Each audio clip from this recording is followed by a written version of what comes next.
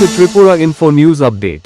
NEET পরীক্ষার কেলেঙ্কারির প্রতিবাদে শিক্ষামন্ত্রীর পদত্যাগের দাবি, রাজ্যের স্কুলগুলিতে পর্যাপ্ত শিক্ষক নিয়োগ, শিক্ষার বেসরকারীকরণ বন্ধ এবং কলেজ ক্যাম্পাসগুলিতে নিরাপত্তা ও শৃঙ্খলা বজায় রাখার দাবিতে ফের রাজপথে নামে বামপন্থী ছাত্রযুব সংগঠন।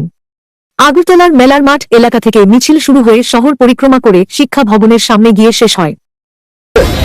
আমরা এসএফআই এবং টিএসইউ সদর বিভাগীয় কমিটির ডাকে 4 দফা দাবির ভিত্তিতে আমরা আজকে এখানে মিছিল সংগঠিত করব এবং মিছিল শেষে আমরা একটা সংক্ষিপ্ত সভার আয়োজন করেছি। এবং আজকের এই 4 দফা দাবির অন্যতম দাবি হচ্ছে শিক্ষার বেসরকারীকরণ বন্ধ করতে হবে। আমরা দেখছি আমাদের রাজ্যের মধ্যে এবং দেশের মধ্যে, বিশেষ করে আমাদের রাজ্যের কথাই বলবো, যে 2018 সালের পর থেকে শিক্ষাকে বাণিজ্যিকীকরণ করবার জন্য রাজ্যের সরকার একের পর এক নীতি গ্রহণ করছে এবং শিক্ষাকে সংকুচিত করবার মধ্য দিয়ে, বেসরকারি করণের মধ্য দিয়ে আমাদের রাজ্যের মধ্যে শিক্ষার সংকট তৈরি করবার চেষ্টা চলছে। এর বিরুদ্ধে আমরা ভারতের ছাত্র ফেডারেশন প্রথম থেকে মাঠে আছি এবং আমরা মনে করি আমাদের এই সময়ের মধ্যে দ্বিতীয় অন্যতম দাবি হচ্ছে যে শিক্ষক সংকট। আমরা দাবি করছি যে রাজ্যের মধ্যে, রাজ্যের স্কুলগুলোতে যেভাবে শিক্ষক সংকট বাড়ছে, অতি দ্রুত রাজ্যের স্কুলগুলোতে পর্যাপ্ত পরিমাণে শিক্ষক নিয়োগ করতে হবে। এবং আপনারা জানেন যে আমাদের রাজ্যে 350টি এরকম স্কুল আছে যে স্কুলে একজন করে শিক্ষক দিয়ে পড়াশোনা করাতে হচ্ছে ছাত্রদের। এই অবস্থায়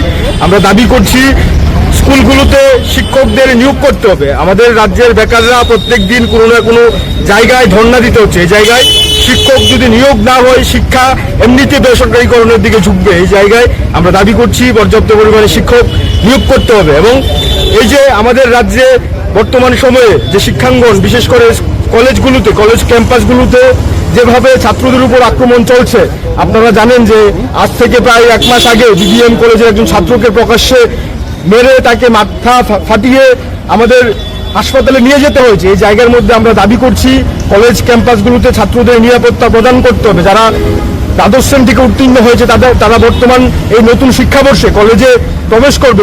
এই কলেজে যারা প্রবেশ করবে নতুন ছাত্র, তাদেরকে আমাদের রাজ্য সরকার, রাজ্য প্রশাসন, কলেজ প্রশাসনকে নিরাপত্তার সুনিশ্চিত করতে হবে। এবং আমরা আজকের এই কর্মসূচির অন্যতম প্রধান যে দাবি, যে আমরা দাবি করছি ভারতের ছাত্র ফেডারেশন সারা দেশের মধ্যে, আমাদের রাজ্য থেকে দিল্লি একটা আওয়াজ উঠেছে।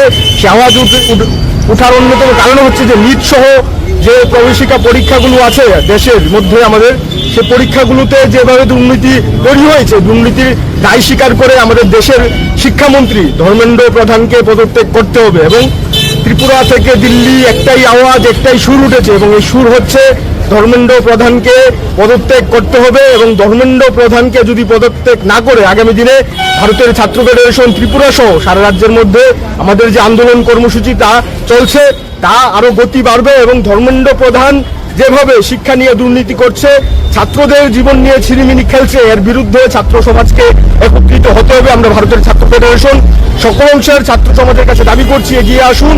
এই যে একটা অরাজকতা পরিস্থিতি চলছে, এর বিরুদ্ধে সকলকে একত্রিতভাবে প্রতিবাদ প্রতিরোধ গড়ে তুলতে হবে।